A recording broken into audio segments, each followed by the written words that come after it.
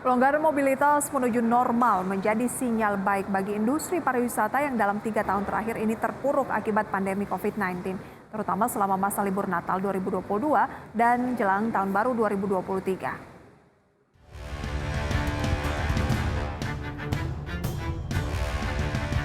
Pelonggaran mobilitas menuju normal menjadi sinyal baik bagi industri pariwisata yang dalam 3 tahun terakhir terpuruk akibat pandemi COVID-19, terutama selama masa liburan Natal 2022 dan Tahun Baru 2023 atau Nataru.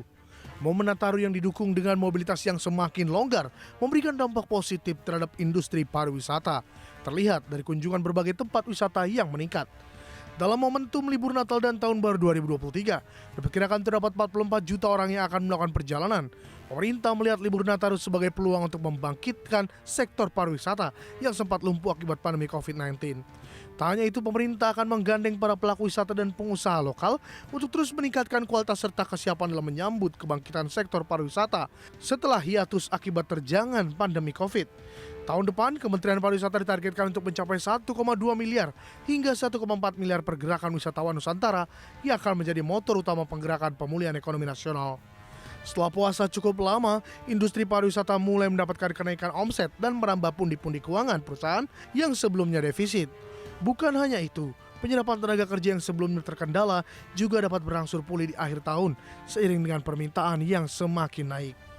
Sekedar informasi, pada 2022, sektor pariwisata sudah mulai menunjukkan pertumbuhan, akan tetapi masih perlu waktu untuk benar-benar pulih terutama pada arus kas perusahaan. Pertumbuhan sektor pariwisata diprediksi bisa cukup tinggi di akhir tahun ini dibanding 2021 lalu. Tercatat dapat mencapai sekitar 20 hingga 25%. Berbagai sumber IDX Channel.